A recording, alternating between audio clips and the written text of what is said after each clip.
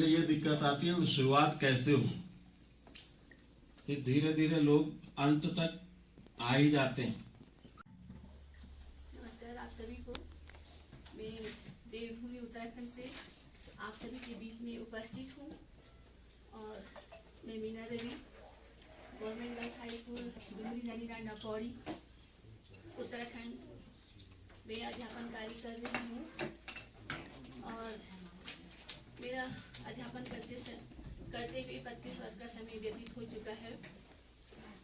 मुझे आपके साहित्य के साथ में जुड़कर काफ़ी अच्छा भी लगा और एक अच्छा अनुभव आप सबके साथ में रहकर मिल भी रहा है।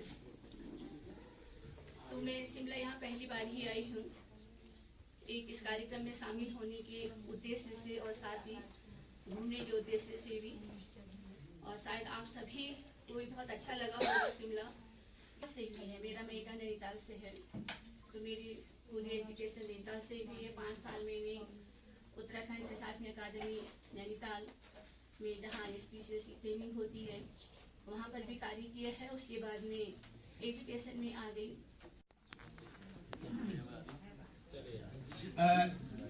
साथियों, आपका अपना प्यार और सहयोग मार्गदर्शन के फलस्वरूप ही हम कुछ कर पाने की कोशिश कर पा रहे हैं।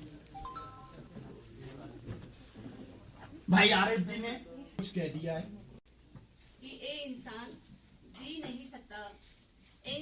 नहीं सकता तो जीने की तमन्ना छोड़ दे। जो बहते बहते रुक जाए वह दरिया छोड़ दे। फूल थी मैं इस गुलिस्ता का कांटा बनाकर रख दिया और अब कांटे से कहते हैं कि चुभना छोड़ दे। मैं उस क्षेत्र में हूँ जहाँ पर जातिवाद अधिक है। वहाँ पर हम लोगों को आगे बढ़ने के अवसर बहुत कम दिए जाते हैं और हम अपनी प्रतिभा से यदि आगे बढ़ते हैं तो उसे पीछे खींचने की कोशिश की जाती है। तो इसलिए मैंने कहा कि फूल थी मैं इस गुलिस्ता का कांटा बनाकर रख दिया और आप कांटे से कहते हैं कि चुभना छोड़ दे। यदि हम अपने अधिकारों के लिए आवाज उठाते हैं तो बहुत बुरा लग जाता है। इतिहास बताता है जो पीढ़ियां गुजरी वह शान शौकत से नहीं रही। हमारे पूर्वज कह गए हैं, उन्होंने कहा कि उठ प्राप्त करो अपने खोए अधिकारों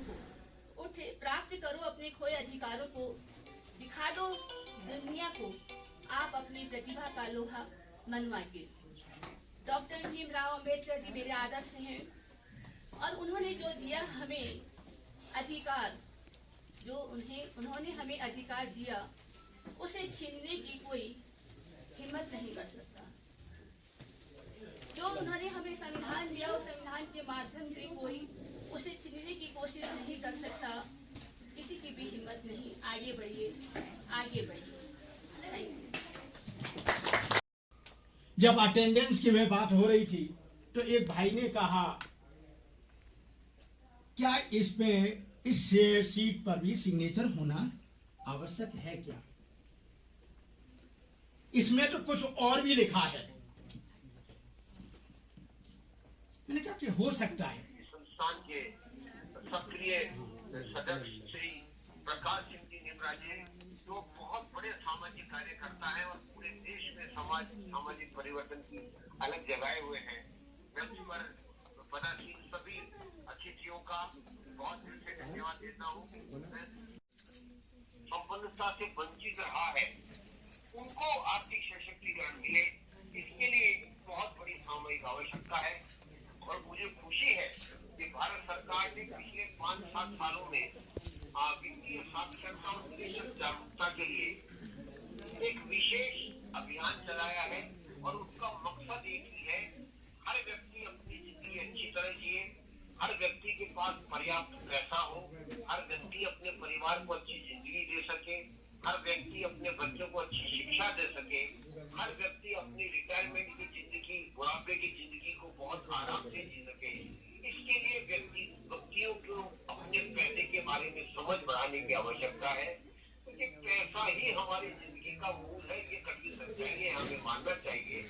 और हमारा सशक्तिकरण हमारा अधिकार भी है। और मैं तो मेरी वर्कशॉप में कहता हूँ कि संपन्नता हमारा अधिकार, ये कोई चीज नहीं है जो हमें देगा। हर व्यक्ति का, हर नागरिक का अधिकार है कि हम संपन्न बने पूरा करने के लिए। और हर परिवार के पास पैसा हो अपनी जिंदगी की भिन्न भिन्न अवस्थाओं को अच्छी तरह जीने के लिए, यही हमारी आर्थिक संपन्नता है। और मैं फिर दोबारा यहाँ जोर देकर कहना चाहता हूँ, ये हमारा अधिकार है। ये कोई भीख नहीं है जो हमें सरकार देगी या वो दूसरा व्यक्ति नहीं है जो हमें देगा। ये अधिकार हमें अर्जित करना पड़ेगा। ये संपन्नता का अधिकार हमें अर्जित करना पड़ेगा, हमें प्राप्त करना पड़ेगा। और उसके लिए खुद को मेहनत करनी पड़ेगी, प्रयास करना पड़ेगा। और किसी को सही जगह लगाएं।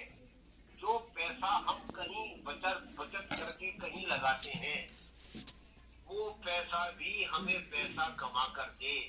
तो एक तो वो जो हम पैसा कमाते हैं, चाहे हम जॉब करते हैं, चाहे हम बिजनेस करते हैं, चाहे हम किसी प्रोफेशन में हैं, लेकिन एक स्थिति वो भी हमारी जिंदगी में बने जब हम जो पैसा बचाकर कहीं हमने निवेश किया है, वो पैसा भी हमें ज्यादा से ज्यादा हमें पैसा कमा कर देने लगे। और आपकी जिंदगी में एक दिन वो जरूर आए जब आपके द्वारा कमाया गया पैसा कम हो जाए और आपके द्वारा बचत कर निवेश किया गया पैसा आपको ज्यादा पैसा कमा कर देने लगे। और ये निश्चित तौर पर संभव है। और इसी अथक प्रयास में हम भी लगे हुए हैं। हम भी पूरे भारतवर्ष में वित्तीय साक्षरता और निवेशक जागरूकता अभियान चला रहे हैं। इसका मकसद एक ही है कि हर व्यक्ति अपने पैसे के महत्व को समझे, बचत